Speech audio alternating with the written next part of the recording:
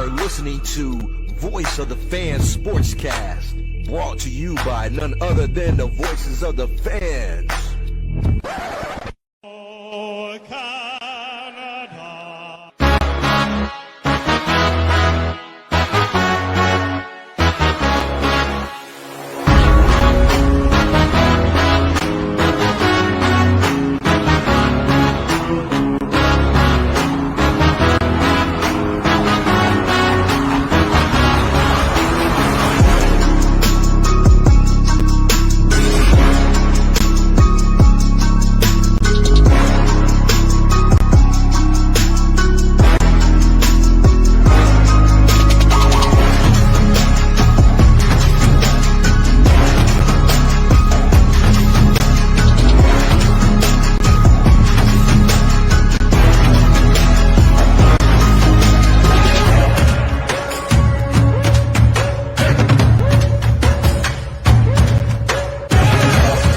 Live on YouTube for Friday, the 13th of December. I'm Randy Kure with another edition of Voice of the Fans Canada. Thank you so much for joining us. If you are watching live on YouTube or if you have downloaded tonight's episode off your favorite podcast catcher, be sure to follow Voice of the Fans Canada at VOF Canada on YouTube, Instagram, Threads, and Twitter. On tonight's episode, it's all about basketball. And once again, social media has allowed me to introduce myself to tonight's panel.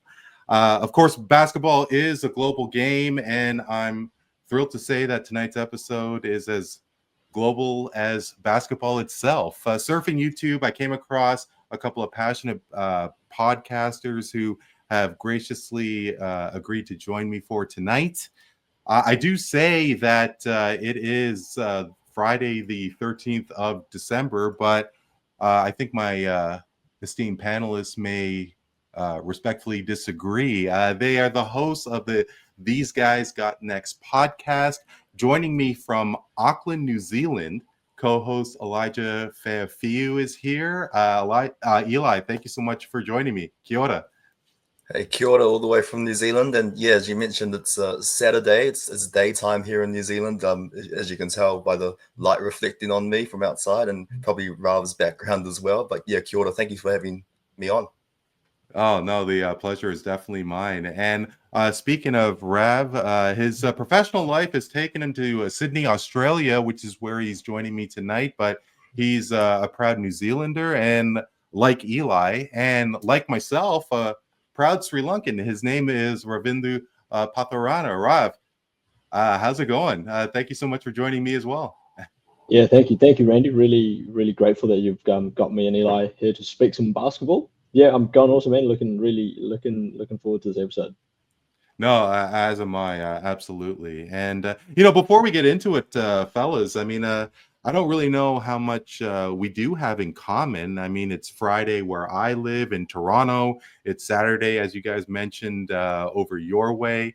It's right now it's currently -5 degrees with a wind chill of -11. And so before we get into it, what's the temperature like over your way? And please be gentle. It's probably approaching a mid to high 20 degrees Celsius.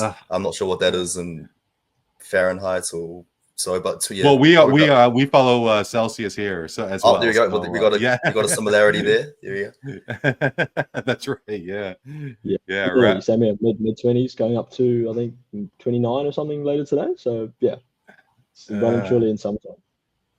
Well, hey, we had a good run in Canada with the summer of 2024, and we definitely have to share the wealth. So yeah, no, hopefully you guys are having a great. We'll have a great summer when summer does begin over your way. So I think I might have to forgive myself as we start the episode tonight, guys, because I'm really intrigued in how people from your part of the world consume not only basketball, of course, but sports and North American sports altogether. And It's just obviously the following of basketball. It goes without saying, it being an international game. But with regards to basketball, as a Canadian, it's definitely exploded over the last 30 years. The Raptors are celebrating their 30th season as we speak. And basketball has really definitely taken off and has skyrocketed in popularity. And Eli, you had mentioned that basketball, and Rav mentioned that basketball is really gaining in popularity as well. And so to start, where does basketball rank with the rest of sports in New Zealand? Well, I guess for New Zealand, the first thing you think of when it comes to sports is probably the All Blacks if you're outside from New Zealand, and rugby, our national rugby team. But basketball is definitely skyrocketing, or definitely has skyrocketed over the last decade or so. It's the fastest growing sport in our country, and you can sort of tell with the number of high schoolers who are playing the sport.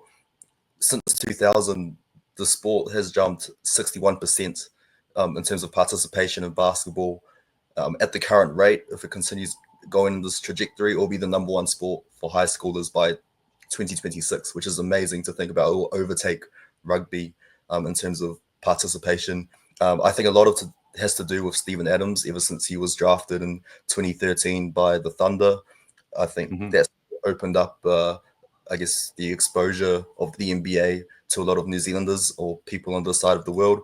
But also, I guess the NBA as a whole is just so easy to consume nowadays. Like you look on your phone and you scroll and you see highlight reels of big dunks or big plays, and it's so easy to consume on cable TV, or as we, I guess our cable provider here, Sky TV, ESPN. We have ESPN over here, which plays NBA stuff, and NBA Game Pass as well. So there's a lot of content that can be easily consumed on the side of the world. So I definitely think it's one of the fastest growing sports, and I'd probably say it's, in a couple years' time, I wouldn't be surprised if it approaches top 5 or even top 3 in terms of sport in New Zealand. I'm for me, like I follow soccer, but truthfully, I don't really follow soccer in Europe. I'm more so of a Toronto FC guy, of Major League Soccer. How would you gauge in terms of, is it difficult to say follow, whether it be the National Basketball Association or say UEFA with soccer in Europe? Like considering where you guys are in the world, is it that much difficult? Is it difficult at all to follow, say, sports outside of New Zealand, Australia? Because for me, like, I don't really follow, and I don't really have a connection to say soccer in Europe. Because I don't think there's any limitations to us, accessing sports outside of our country. But I do think, in terms of, as I mentioned before, basketball, so easy to scroll on social media. But again, and it's that connection, as you just mentioned, right? And I think the connection for a lot of fans on this side was Steven Adams, which pretty much opened up why a lot of New Zealanders are into NBA. And with that, a lot of the superstars that have come on board, like obviously as casual fans would know, LeBron James, easily the biggest name in basketball. Now it's opening up. We're opening up to guys like Luka Doncic and Anthony Edwards or Victor Wembanyama, probably names that casual fans won't really know. But I think because of the way basketball has exploded in New Zealand, those names are becoming a lot more familiar on the side of the globe, which is awesome to see as an American sports fan myself. Rob, I don't know if you or Eli follow baseball much, but the World Series, of course, had the New York Yankees and the Los Angeles Dodgers, two of the more recognizable sporting franchises, definitely in North America, dare I say the world. And there's always been this complex of, the popular teams needs to be a contender for its respective championship to gain that international appeal. You think about the Lakers and the Bulls and the Celtics to a degree. Is that something that you agree with? I mean, because obviously we're seeing teams like the Oklahoma City Thunder just have a great start to the season, or expected to do well in in the seasons ahead.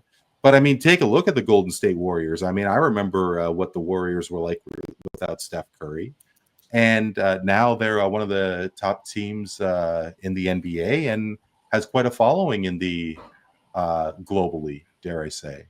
What are your thoughts? Yeah, I think you're right in terms of the Lakers and Celtics have more of, I guess, the market share in terms of jerseys here in NZ when you walk around the street.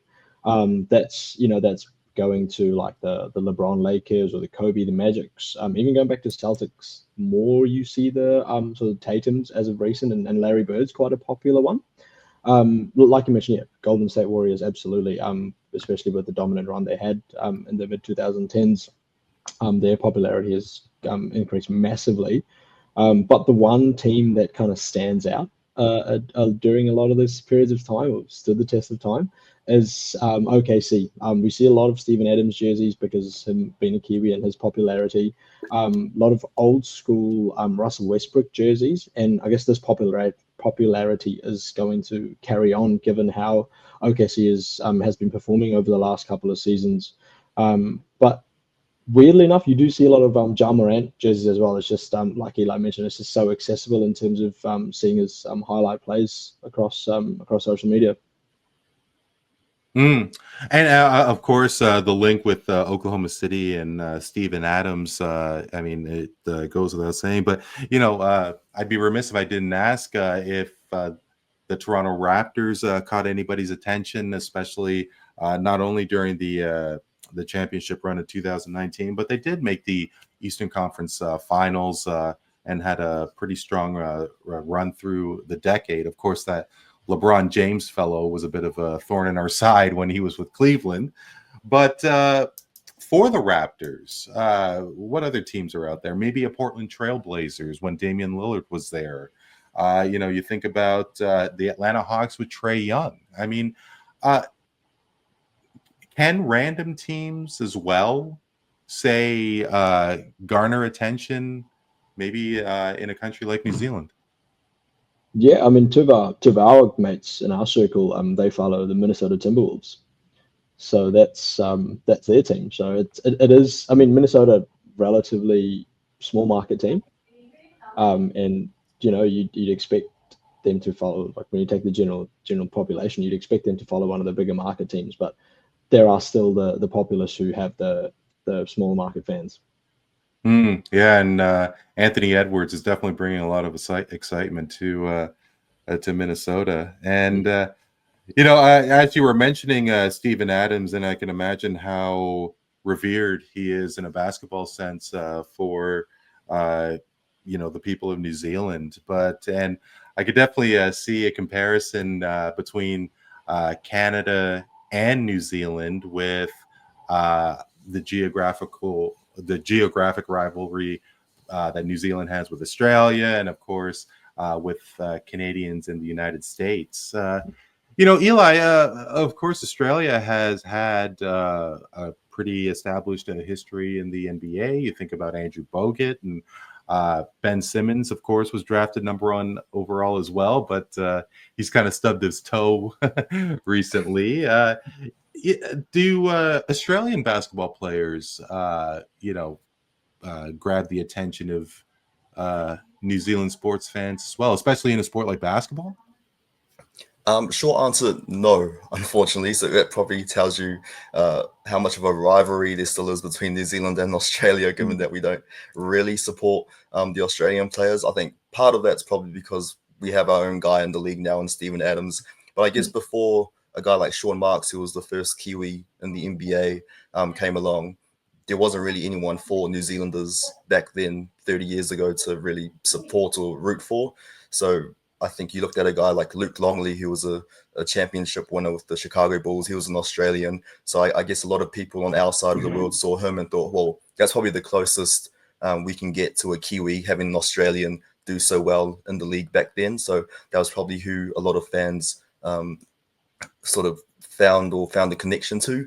I think now that we have our own guy in the league and Steven Adams, then it's a lot easier to connect with him. But I think the other part to that is that Australians in the league are so commonplace now. We're sort of just used to seeing so many successful players like, Dante Exum's in the league, Paddy Mills, Ben Simmons, as you mentioned. People forget Kyrie Irving was born in Australia, which is something that can slip over people's heads as well. But I think as a whole, I think it's more international players that we sort of gravitate towards, those guys like Luka and Wemby, rather than just Australian players. Definitely. And Sean Marks, of course, did have a cup of coffee, started his career with the Toronto Raptors, and definitely had an established career as an NBA executive. Also really interested to learn the state of women's basketball in New Zealand. Of course, women's basketball has definitely taken off over the last number of years. I mean, the interest that Kobe Bryant did have before his untimely passing, and Caitlin Clark and Angel Reese have definitely taken the WNBA to new heights. It'll be really exciting, Rav, when the NBA begins in Toronto. The Tempo will start in 2026, and was wondering, what the WNBA has like the response of the WNBA over the last couple of years in New Zealand. I wouldn't necessarily say there was a big spike. Like you mentioned, two biggest names, right, which cause a lot of media uproar in terms of Caitlin Clark and Angel Reese and their rivalry, especially in the college side of things. But you see those things come through social media, but it is not necessarily very popular. In saying that, like Eli made a really good point, how 2026 basketball is meant to be the most popular sport in secondary school or high school for those in North America and Canada. There is massive growth for women's basketball, especially in the New Zealand league, where they are going to be getting twice as much money as the players did compared to last season.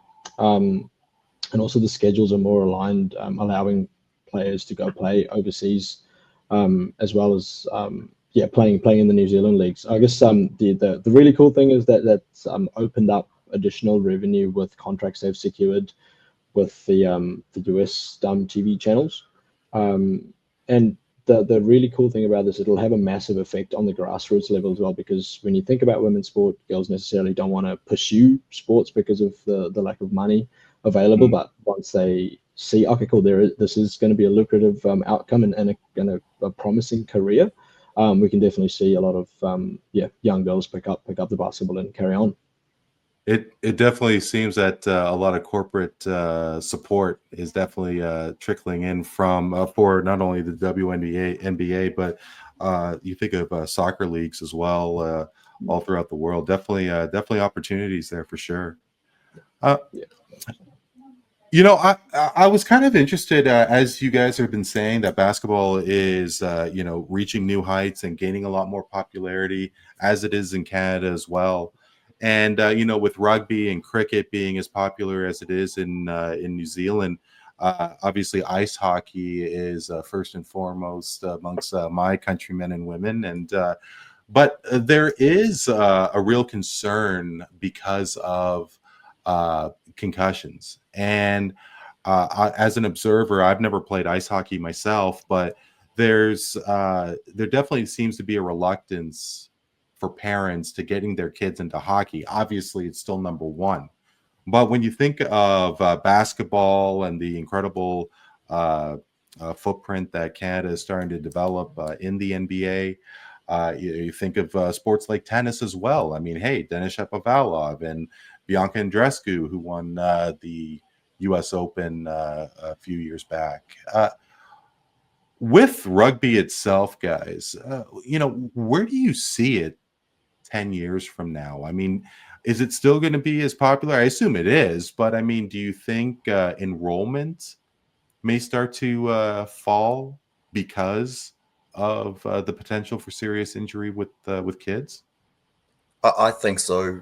I think we're already starting to see it in high schools in terms of the participation numbers and why parents are choosing not to have their kids in contact sports. I think basketball is probably seen as a safer sport compared to rugby. And rugby's, made an effort over the last few years to, in terms of rules, changing the rules around high tackles or, head-on-head contact collisions, that sort of thing, in order to try and keep the game as safe as possible. And they're making a better effort in terms of checking for concussions, and, team doctors there's a lot of time. They're taking a lot of time to check on their players. So there's a lot of health and safety improvements in that regard. But I guess looking towards the future, it's maybe not so much the safety thing. It's more of like a marketing thing. That's sort of the issue in terms of rugby at the moment, in terms of promoting the sport. That's sort of, I guess, the number one problem, along with the safety aspect of rugby. But I think in the future, I think it won't completely decline, but I think we're slowly seeing a slow decline, but it will still be among one of the top sports in the country regardless. Yeah, just to add and on to that, please, Rav. Yeah, I was just going to say, just adding on to that, in Australia, rugby league is way more popular because it is a better marketed product. I mean, especially the pace of the game is a lot quicker.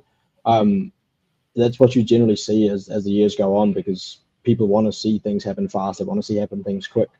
Unfortunately, with rugby union, that is not the case, but with league, we can see there's a different story. So yeah, I do definitely agree with Eli in terms of the declination of the sport.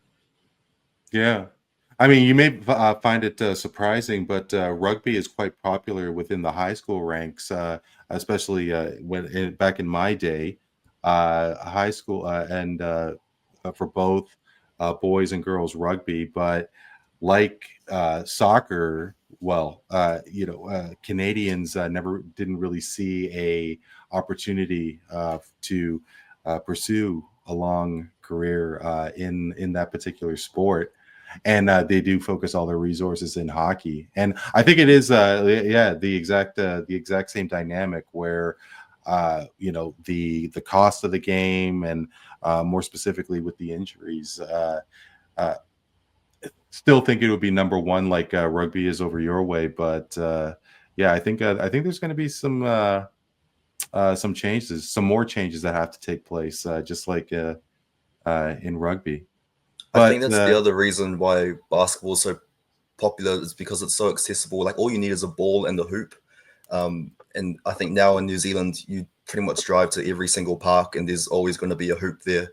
And I know that our governing body in terms of basketball, their plan is to have a hoop within 2-kilometer radius of anyone or at any time. That's sort of their big goal at the moment. So it's so easy to just get a basketball and go out and find some mates and play some basketball, compared to rugby, where there's quite a lot more that you sort of need to, and you talked about the cost of the game. So I think in that regard, that's sort of why basketball's sort of growing in popularity on the side of the world. But what about cricket? I can imagine that. I'm assuming, of course, that cricket maybe is either 1A or just behind rugby in terms of popularity in New Zealand. And as we're talking about the safety of sports and such, baseball, and of course being a lot more affordable than, say, ice hockey, at least in my way. Baseball is a sport where parents are more inclined to take their kids. I mean, obviously, cricket has a strong passion in New Zealand, but has that moved the needle at all? Cricket. Okay, I'm gonna give you like a bit of an example in terms of what my experience was, because I did play cricket. I still play cricket. So when I started high school back in 2011, we had, I believe, we went down to the 9th 11, like, which were social teams as well as, like, your first 11s and all that. However, when I left school, or even last year, I remember the school barely put up like a third 11. We had to, like, the school had to scrap for players and numbers. So there is a massive declination in terms of the numbers, or parents wanting to go as well, because when you think about it, cricket's a long sport. You spend 8 hours in the sun kind of watching your kid play, and parents don't necessarily want that because they seem like, oh, my Saturday is kind of wasted. So that is another contributor to why the numbers of cricket players are declining as well. I'm a little surprised because, I don't follow cricket. I'm a little embarrassed, Rob, as a Sri Lankan. But I mean, actually, my cousin who emigrated from Sri Lanka was a part of the Canadian national team and got to travel all over the place as part of the Canadian national cricket team. But knowing that 20 over matches and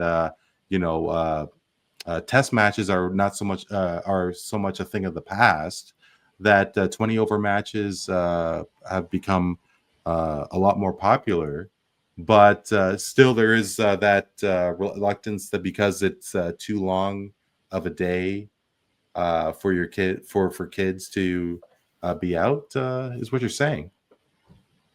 Yep, 100%. Like similar thing you can kind of see with how people aren't watching rugby anymore because of it's a slower game compared to rugby league. So same principle, I guess, applies. People are wanting to see more of that fast-paced, fast action, like quick result type of sport. That's where they lean into the T20s. I'm going to be honest, I'm a firm believer of the test match because cricket's a mental sport at the end of the day, so that is a graft. But yeah, sports are trending towards this. I need the instant gratification, in a sense. I need to be done with it as fast as I can and get a good result. Or if you lose, you get a bad result. Yeah, no, baseball has definitely done a lot to speed up the game, and it's still the same dynamic of 3 outs and 9 innings, but they have cut it say a good 5-10%, and it's not so much a 3.5 hour match as it was in years past. So yeah, definitely get what you're saying there. Back to basketball, guys, and but before we went to air, I got to share that I scratched a major bucket list moment going to a Raptor game in New York City. It was coincidentally enough RJ Barrett and Emmanuel Quickley's first game back in New York facing the Knicks. Jalen Brunson absolutely torched my Raptors. It was brutal, but it was a blast. Obviously, Madison Square being the Mecca. How about yourselves? Rob, I know that you mentioned that you went to a Clipper game when you were traveling years back, but Eli, we could start with you. What's your bucket list moment regarding basketball that you need to scratch off one of these days? Yeah, well, unfortunately, one's sort of passed. So for those who don't realize, Rav and I are both Clippers fans. We're both LA Clippers fans, which makes for a very interesting listen when you tune into these guys got next. But we were a huge fan of the Lob City Clippers with Chris Paul. Chris Paul's my favorite player of all time. Chris Paul, Blake Griffin, DeAndre Jordan, that trio there. So unfortunately, never got to watch them live, which would have been an awesome thing to tick off the bucket list. But I think because we're not sure when this guy's career is gonna wind down, but I'd love to see LeBron James live in person. Just the opportunity, like even if I'm in the last row of the arena, I'd be happy just to see LeBron in person. So that's probably the big one on my bucket list. It's funny. I had a chance to see 3 LeBron games. It was Bosch's first game back in Toronto as a member of the Miami Heat. LeBron did play in that game. A friend of mine a couple years ago had tickets to the Laker game, invited me. LeBron sat, and I was in San Antonio, Texas for a work-related event. Spurs were playing the Lakers. And of course, LeBron sat that game too. So I mean, that was me and LeBron are not on good terms. So, but did get a chance to see him, and hopefully you guys you could as well. Intuit Dome just seems like an absolute gem, and Ballmer's really tricking out his toy there. Rob, how about you? Yeah, I'd say just in line with your bucket list when you ticked off a game at the Mecca, specifically a playoff game at the Mecca where the Knicks win, and I just want to see the city go wild. I predicted the Knicks are going to win the championship this year. So Okay. if there was an opportunity for me to get across to watch a game, that'd be awesome. But yeah, that's definitely a bucket list. Yeah, I found it amazing because, truth be told, so Toronto to New York is like a 1 hour flight, and Toronto to Detroit is like a 4 hour drive. And I saw a Raptor game in Detroit, and the acoustics were so loud, like it honestly hurt my ears in Detroit because I guess so many Raptor fans made the trip. And in MSG, it was a little bit quiet. I was pretty surprised about that. But I mean, obviously, yeah, when it comes to the Mecca and Madison Square, I mean, it's just as great as it is seeing it on TV. Obviously, 10 times better. But the Knicks, so thinking the Knicks are going to win the championship, Rav. I mean, it's been since 1973. You think Tibbs? Because I mean, he does stretch out his starting five, and doesn't really use that bench. You think they could last? OG Anunoby, hey, I know firsthand. He is pretty snake bitten with the injuries, but you think they could ride it out? Yeah, I back him. I mean, me and Eli did discuss that the bench depth is what they're going to struggle with. But we got Mitch Robinson coming back in Jan. Pressure Chua came back from injury recently. So they do have a little bit of depth, but it's just, yeah, like you said, how long can they stretch this out? And especially with Tibbs' gameplay, because there've been several games this season where the bench or individually played less than 10 minutes each. So it'd be really interesting to see how it pans out in the playoffs. Sure. Eli, we have obviously we're talking a number of other topics here, but since we are talking about who Rav thought was going to win the championship, I mean, are you along the same lines as the Knicks as well? I was hoping you wouldn't ask me this, Randy, because this is going to be really embarrassing. So I may or may not have picked the Philadelphia 76ers to win the season. So you can sort of tell by Raul's reaction.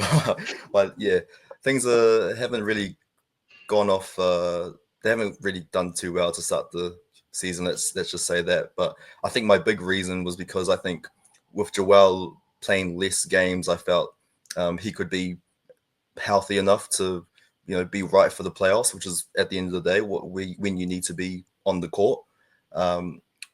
Unfortunately, I made this pick before PG, poor George, hyperextended his knee, and now he's done it twice already this season. So that's not ideal.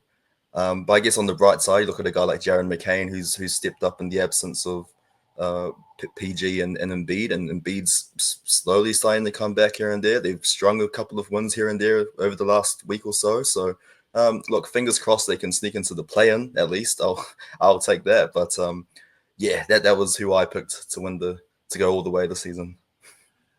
Yeah, I mean, hey, when you have a big three like Embiid, Maxey, and PG, I mean, you're touching all corners of the court there. And yeah, I mean, how could you? I mean, I think a lot of people were thinking that the Sixers were going to take it.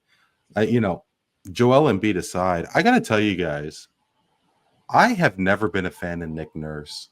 I mean, he has obviously, he has a special place in Raptors fans' heart. He won the championship. He was the coach, of course. But Dwayne Casey could have led that team. I mean, love to catch your thoughts on. Personally, I think that Nick Nurse does a huge disservice when he does all the dramatics when a bad call doesn't go his way. Or bad call, quote unquote. I mean, to put you guys on the spot here, what are your thoughts on Nick Nurse? Because to me, I don't think that he's a difference maker at all. I do think he's slightly overrated, and I think the championship sort of has helped his cause quite a bit. So I think without the championship, I don't think we talk about Nick Nurse as one of the, I guess, in the upper echelon of coaches, even if he is in the upper echelon. But I don't really think he is. I think he's, I'd say, middle of the road in terms of a coach. Yeah, I can kind of put him in that Doc Rivers bracket as well. You take the chip away from Doc Rivers, but what's he done? So similar perspective to Eli in terms of Nick Nurse. Well, I mean, and it was a pretty poor start to be at the beginning of the year, but I mean, the Bucks are turning it around, and I mean, but the consensus was there, Rav. I mean, Doc Rivers. I mean, 2008 was a long time when he won the championship with the Celtics, and what's his record in Game Sevens? I think it's like 0-4 or something. Yeah. I mean, it's not that strong, and I mean, flip a coin. I'm guessing people are going to lean Doc over Nick Nurse, but I mean, hey, maybe I'm just a jaded Raptors fan, but that's neither here nor there. That's fine because we're jaded Clippers fans, so we can. That's why we have these thoughts on Doc Rivers. He's had a whole lot of talent for nothing to show for it. So that's sort of our thoughts there. Well, I mean, another spontaneous topic here, but how surprised were you that Kawhi Leonard left Toronto for the Clippers? I mean, I guess hindsight being what it is, Kawhi had an opportunity to go home. I mean, it's not San Diego where he's from, but Los Angeles and is a lot closer than Toronto. And, personally, I thought that there was a real chance that Kawhi was going to stick around in Toronto. I mean, look, the shot, the Game 7 shot against the Philadelphia 76ers in the East semifinal in 2019, and obviously winning the championship. I mean, were you guys surprised, number one? And, I mean, obviously as a follow-up, I mean, are you surprised that things haven't worked out in LA? I'll let you go, Eli. I'll go after you. I guess I'll have some thoughts on this. No, it's fine. I guess the only way I thought Kawhi had a chance of staying in Toronto was if he had won the chip. Because I think if he didn't win the chip, I thought he was going to leave Toronto because I felt as though he was always going to come back to LA.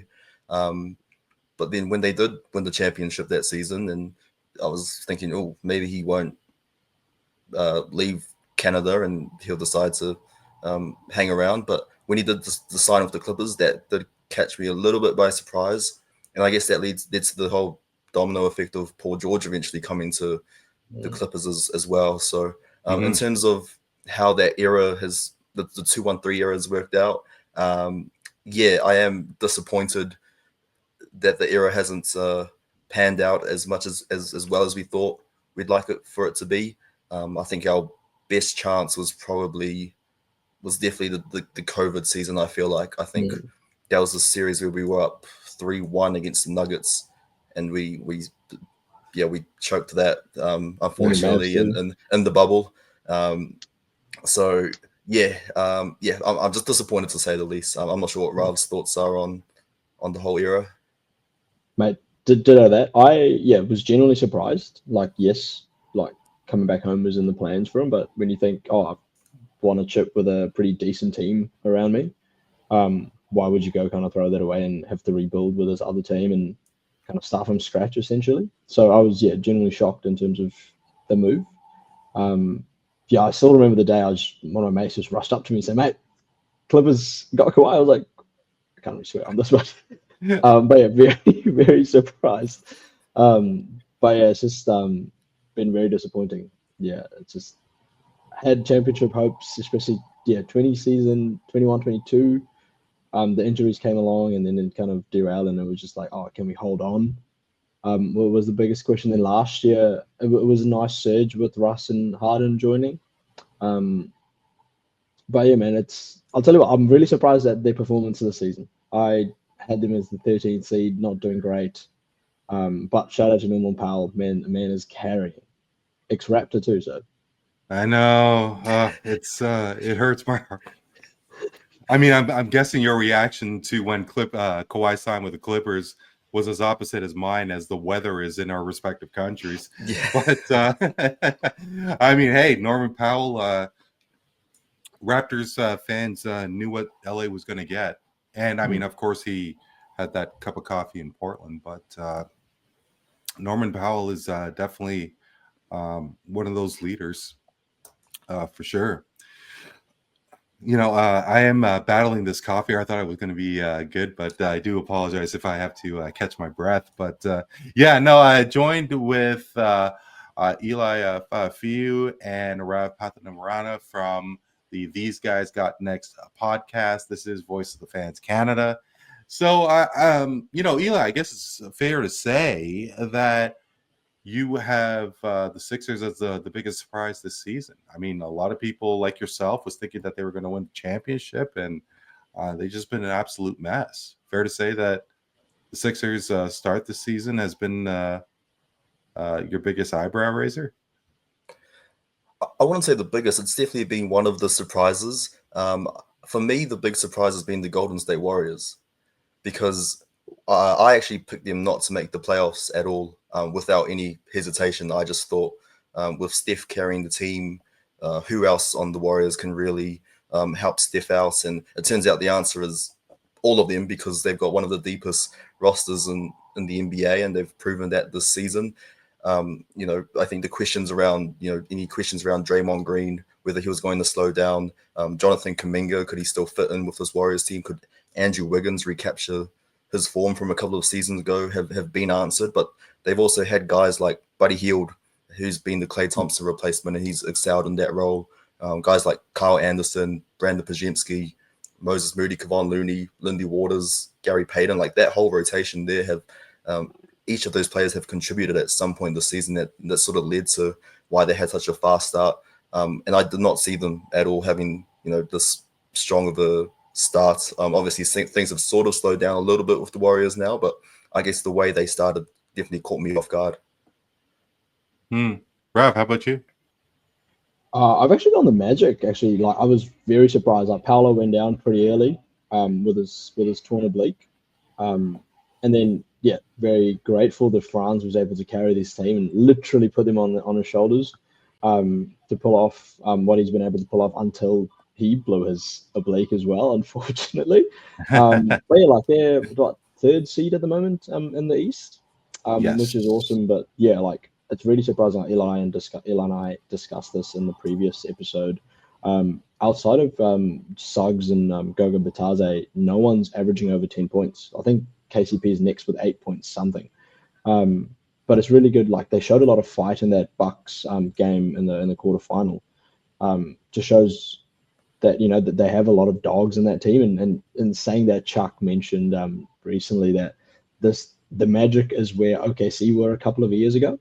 So hopefully the Magic can step up once both Franz and Paolo are back. I mean, they definitely. OKC with the firepower and the young guns that they do have, you have to wonder if there is something happening at Disney World there. Like you said, with Suggs and Wagner and Anthony alike. We were talking about Philly and the slow start to their season and everything. And obviously, the three of us have caught comments that Joel Embiid has made, saying how much he's done for the city of Philadelphia, and that, he puts his body and life on the line as if he's a cop. Thinking that, Philly fans, for lack of a better term, and I'm paraphrasing, should be grateful, or that he's done what he has done so far.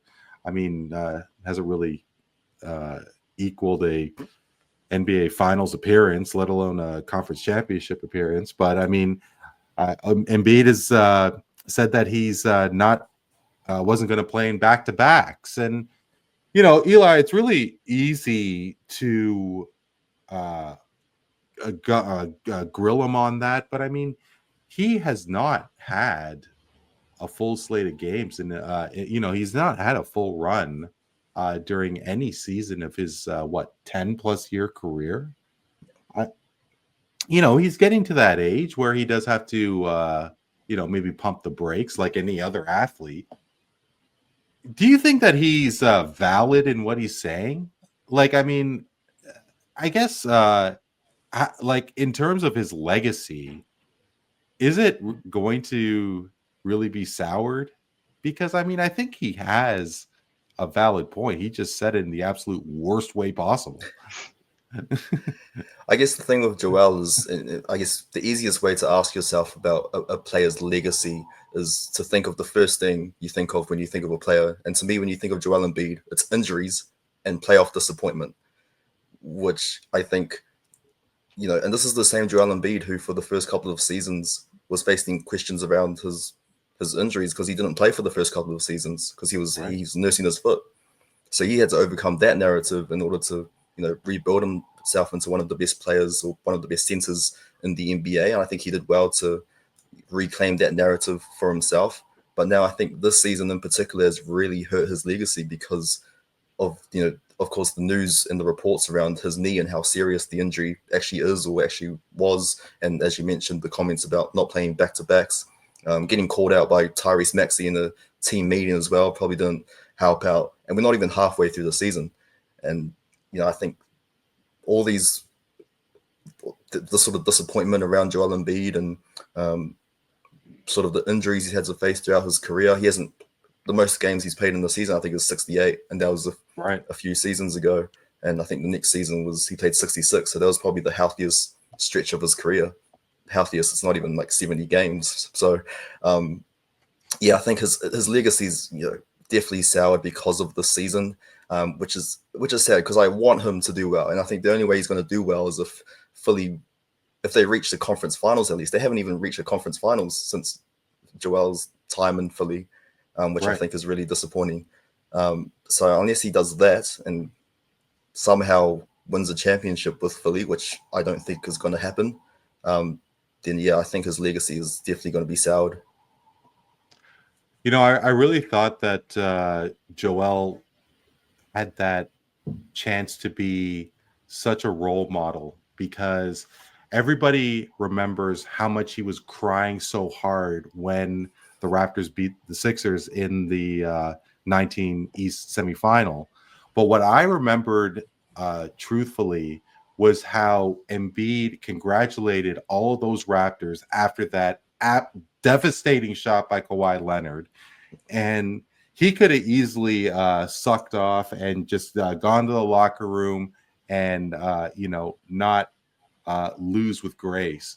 But he stayed on that court. And as devastated as he was, he, congratulated all of those Raptors. And now he just is acting like such a mess. It's disappointing to see. It really is.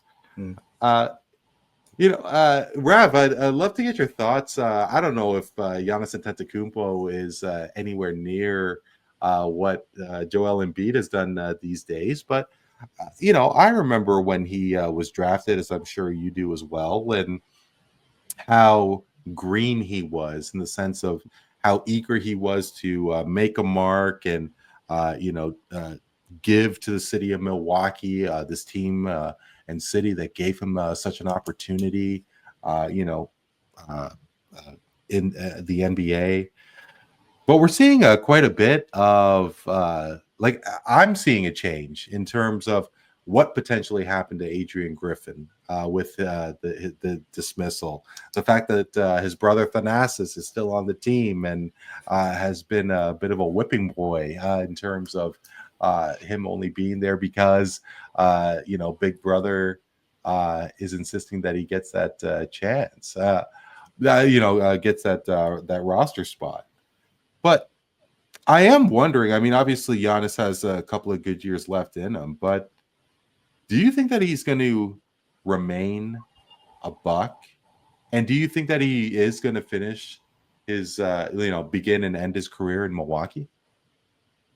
I think he's going to begin and end his career in Milwaukee, but I don't think I think there'll be a stretch where he'll want to compete with a contending team, because you think about Dame's coming to the latter end of his career. He maybe got one good season left in him after this one. Giannis, like you said, 3 or 4 maybe good seasons. But you also got to think about the role players around this team. Like Chris Middleton's quite old. Again, all of these stuff we've touched in our podcast as well, in terms of when we do the previews and the breakdowns of each team. Bobby Portis and Pat Connaughton could potentially move in the upcoming season if they decline their player option. And again, depending on the cap space, which I don't think they have a lot. I think they've got 50 mil outside of Dame and Giannis if they were to clean house. Like, it's not a lot left. So how much can they do with that much little money? Meaning they might have to ship off Giannis and go into a rebuild mode. Yeah, and of course, a city like Milwaukee and the Bucks, they've definitely had difficulty in luring the free agent talent needed to win the championship. But Eli, one team obviously that doesn't have difficulty in garnering top free agents are the LA Lakers. But you have to think a little differently these days, especially with what's been going on. Obviously, LeBron won a championship with the Lakers, and I have to say, I don't know if you guys agree, but to win the NBA championship in that COVID bubble was, to me, I think one of the most emotionally challenging. And I give definitely a lot of respect to the Lakers for doing that. But that was a long time ago, Eli, and now LeBron's son, of course, the news of him being drafted and getting a chance to play was all the buzz around NBA circles. And of course, before that, with the hiring of JJ Redick. What are your thoughts on the Lakers, especially the last couple of seasons? Yeah, I'm purposely not going to talk about Bronny just because I think he's a bit of a non-factor this season. Although the whole hoopla around him being drafted obviously made news, and I'm glad that they got that moment out of the way with LeBron and Bronny being on the court together. I think that was an awesome touching moment for father and son, but I probably won't reflect on that too much. But in terms of JJ Redick, obviously when a new coach comes in, you think this is a chance for a fresh start, a fresh chapter. I don't want to say they've been underwhelming because I wasn't sure what my expectations were of JJ Redick as a coach, because it's his first time. Like, what are we supposed to? We're just going to base what he does based off his podcast or how he analyzes on ESPN, etc. But also the relationship he had with LeBron, right? Of course, and so I think I wasn't sure what my expectations were of JJ, but I guess if I could describe him in one word, it would be pedestrian. In that I don't think JJ's moved the needle as such in LA, but I don't think JJ's the problem as well. I think the roster they have around LeBron and AD is awful. Like, compared to 2020 when they won the championship, they had some great veterans on that team and guys who could defend, shoot, rebound. Dwight Howard, KCP, Kuzma, a young Kuzma, Danny Green, Avery Bradley, those types of players. And then you look at the current roster, guys like Austin Reeves and Dalton Knecht, who, of course, they show some flashes on offense, but defensively, they're not as strong. D'Angelo Russell has been benched this season, which probably tells you all you need to know about D'Lo's time in LA. So I guess, I wouldn't say, I think they haven't changed from when Darvin Ham was coach of the Lakers. But at the end of the day, I don't think the coach is the problem. I think it's really the construction of this roster that's really let the Lakers down over the last couple of seasons. Well, here's a question. Is LeBron the problem, or has he become the problem?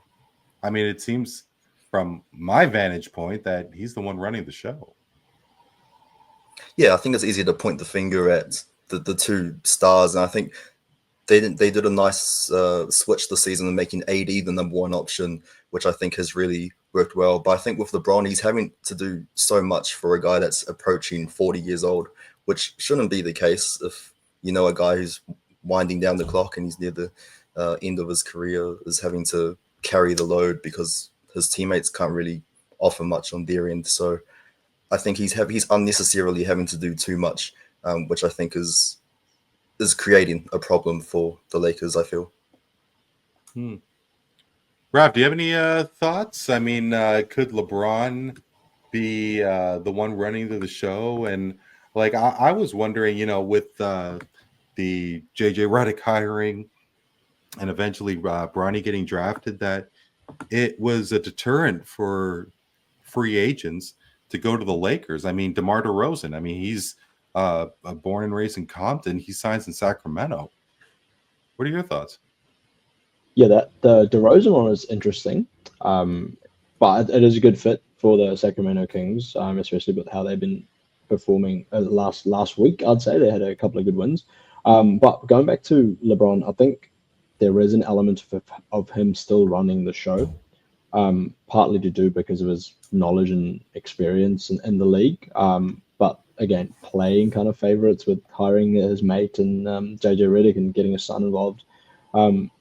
But yeah, like I'm gonna agree in terms of it's the roster. The Lakers do need to make a big push come the trade deadline to put some support around LeBron, and he'll definitely have a big influence on that.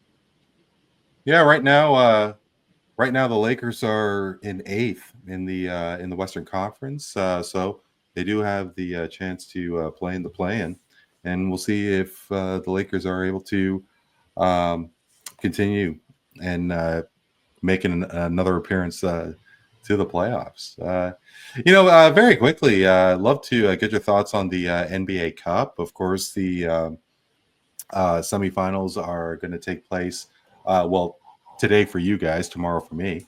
But the Oklahoma City Thunder are going to take the Houston Rockets, and those same Milwaukee Bucks are going to take the Atlanta Hawks in Las Vegas. Start with Rav.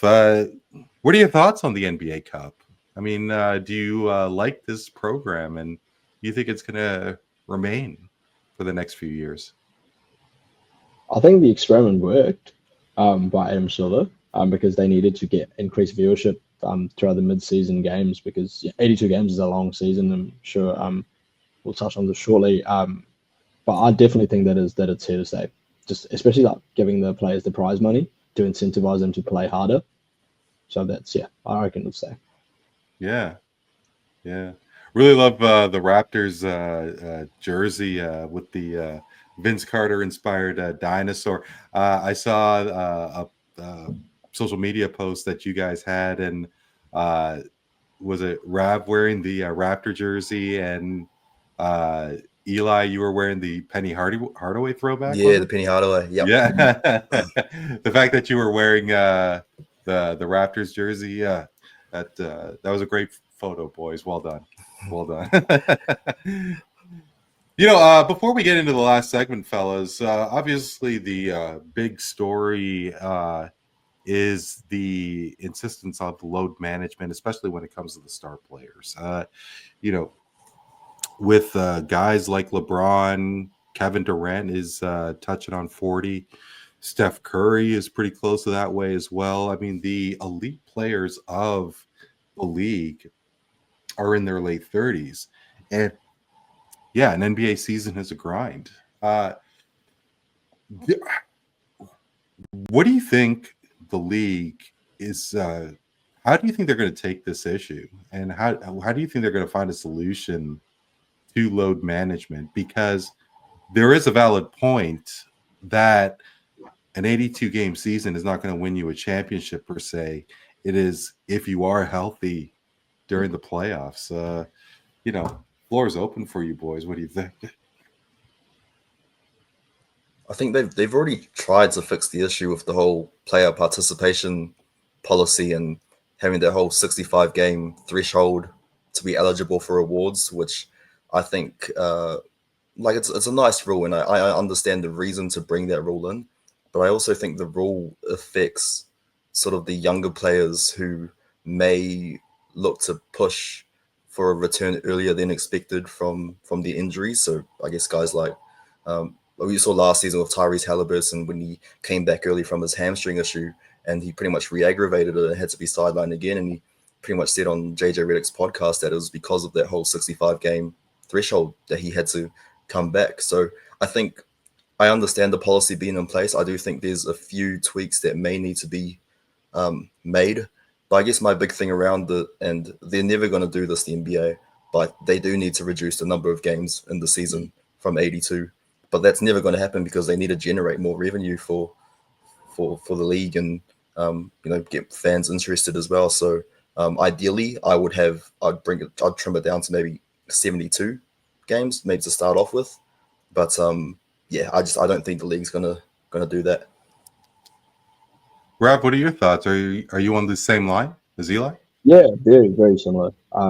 It is good. Like, I mean, the late great Kobe Bryant was one who just strapped up regardless, right? Because especially, again, it just feels like I'm repeating myself because it's the same kind of trends that just keep coming up, which is valid and is important to speak about. Like, let's say Eli and me, for example. Right, I've been to one NBA game ever, right? And that's the game I was hoping like Kawhi would play and watching the Clippers play, but didn't play load management. It's like people make the effort to come watch their favorite players play, and unfortunately, because of load management, they're not going to be able to experience what they had hoped for. It is a problem, and like Eli mentioned, I'm an advocate of reducing the number of games down, allowing these players to perform more frequently. So yeah, I think that's possibly an action that Adam Silver needs to consider. It's really intriguing, yeah, because I'm for one am not for reducing the schedule. I do believe that there is something about back-to-backs. So isn't there a possibility now the season starts end of October and it runs through middle of June? Is there a possibility of extending the season towards July? I mean, 4th of July is obviously huge in the United States, Independence Day. Is there something to having because in July, August in North America, sports are very limited in terms of both basketball and American football not being on the calendar. There's that. I also am of the opinion, guys, that tickets get marked up because of a certain number of players. I mentioned to you guys that I spent a marked up price to go see the Lakers in San Antonio, only to have LeBron not play. What if they did give a sort of rebate or a discount if their respective stars don't play? I'm not saying it's going to happen, but I mean, it's between the two that I had suggested, especially with extending the season from middle of June to say July. I mean, that sounds a little bit more realistic, in my opinion. Yeah, and I think it would, lessen the stress around players having to play if there's less back-to-backs.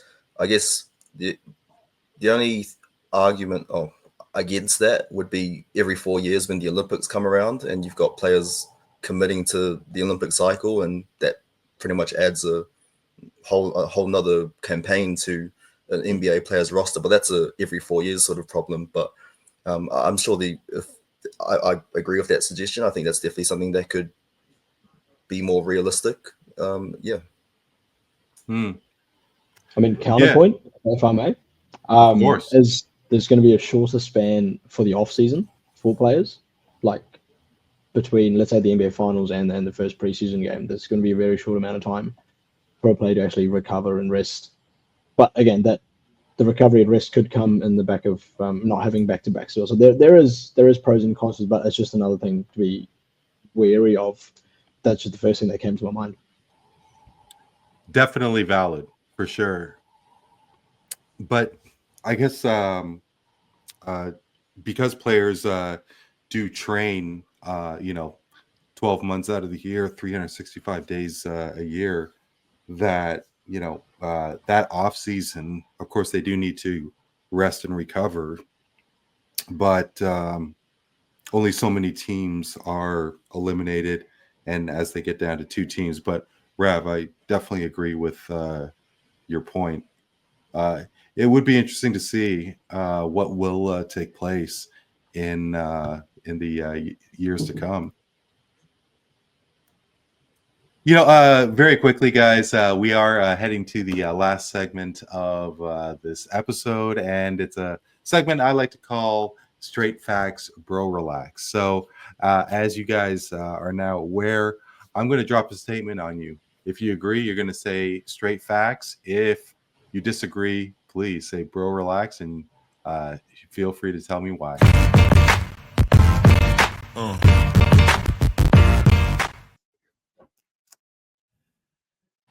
Eli, I've had the great opportunity to have roundtables with some great sportscasters in the U.S. and Mikey Domagala as well from Courtside Buzz, and posed a scenario to them of an exhibition tournament where the United States plays the rest of the world. You guys had just talked about, and Rav talked about the Olympics, and it's definitely really popular. My sister actually went to Paris and caught France, Japan, and brought home a Victor Wembanyama French jersey, which I absolutely love. And my 11-year-old nephew actually wore my Utah Watanabe Raptors jersey, and a couple of Japanese ladies really appreciated that. But I digress. I think that there really is something about this 7 or maybe 9 game series where the United States would play the rest of the world. Over the next 5 years, Eli, the USA will play the rest of the world in a 7 game series. Straight facts or bro relax? I'm gonna say bro relax, but don't relax too much, Randy, because I do see this being a one-off fixture rather than 7 games. I think 7 games is a bit too much, but I mean, we talk about, the All-Star weekend is probably an area where I'd like to see this matchup take place. You bill it as Team USA, Olympic champions against the rest of the world. And obviously the way the league has expanded and grown over the last few years, they've got plenty of superstars who can fill up that rest of the world roster. Jokic, Luka, Wemby, Giannis, those sort of guys. And seeing them going up against Team USA, I mean, hopefully it'll be like a LeBron, KD, Steph Curry, if they're still around. Maybe put an asterisk next to Joel Embiid's name if he decides to play or not. But I'd love this to be a one-off fixture between these two teams, but I wouldn't go as far as to say a 7 game series. No, I definitely see that. I think that there would be so much attention and so much interest from basketball, from a player's perspective, and I think they got to do something about that All-Star game. It's an absolute dog. I mean, the slam dunk competition. I mean, yeah, sure, there was a couple of one-offs where it was interesting. The 2016 NBA All-Star Weekend in Toronto, where Zach LaVine took Aaron Gordon, and a lot of people thought that Aaron Gordon deserved that slam dunk, as well as the one in Chicago where Dwayne Wade screwed him over. But no, whether it is a one-off or a 7 game series, I would absolutely love to see it. I mean, personally, I think the rest of the world would be the favorite. What about you guys? Oh, for sure. Definitely. 100%. Because I guess you look at the American side, and it's not only, I guess, the guys who are aging or getting up there in age. It's sort of like, who are the big American superstars, right? Like coming through. Like you got Ant obviously coming through. A guy like Ja Morant's coming through. Zion, when healthy, can prove to be that player. But on the other side, the rest of the world, they've got absolute stacked talent. And I definitely think the world will be favorites. Yeah, absolutely. And Cooper Flagg, who projected to be the next big ticket, in college right now. And he's definitely coming through the ranks as well. And, last and certainly not least, Rav, as both you and Eli can assume, I'm a very proud Canadian. And, before your time, the Toronto Raptors were joined by the Vancouver Grizzlies in the NBA. And it was a short 6-year stint until Vancouver moved to Memphis. And really do believe a lot of basketball fans in my country thought that the city of Vancouver didn't really get a chance to be a true NBA city. It's been 20 years, over 22 years since the NBA has been out of Vancouver. But at some point in time, 10 years from now, the NBA will return to Vancouver, British Columbia, Canada route. Straight facts or bro relax? In 10 years, I'm going to go bro relax. That's solely because the expansion itself for the NBA has taken so long to come to fruition, and they're still planning it, right? And I'm thinking teams like Seattle, cities like Seattle or Las Vegas, given their popularity, will get teams first, and given they're on the West Coast or the Western Conference, if you may, and putting a team on the western side in Vancouver will kind of throw off the balance. So they need to balance it out with a couple of cities out east, and then look at Vancouver. So yeah, maybe 10 plus years. Who knows? Who knows when Adam Silver decides to expand the league, first of all. So let's see. And I really hope I didn't offend you off the back of the. No, you're not my friend anymore. You're not my friend anymore. How dare you? But no, I think you definitely hit the nail on the head. Obviously, Seattle, they had their team stolen. I think to a worse degree than Vancouver did. Such a huge following, they couldn't get an arena for that city. And Kevin Durant's first year was in Seattle, and then he and the rest of the team moved to Oklahoma City. And look at what that legacy that he created in Oklahoma City. And obviously with what the NBA has done, Summer League and the NBA Cup in Las Vegas, it's going to be a matter of time for sure that the NBA will go to Las Vegas. But guys, thank you so much for joining me tonight. This was really looking forward to this when we first connected and had the chance to organize this roundtable. Before we sign off, where can basketball fans find your incredible content? Yeah, so they can jump on our content on YouTube. These Guys Got Next. Spotify as well, same name. On Instagram, we are at These Guys Got Next, and TikTok as well at These Guys Got Next. So yeah. It's been an absolute treat, guys. Really love to do this again one day. Thank you so much for joining me. Appreciate it. Thanks so much, Randy. Yeah, thank you, Ray. Very grateful.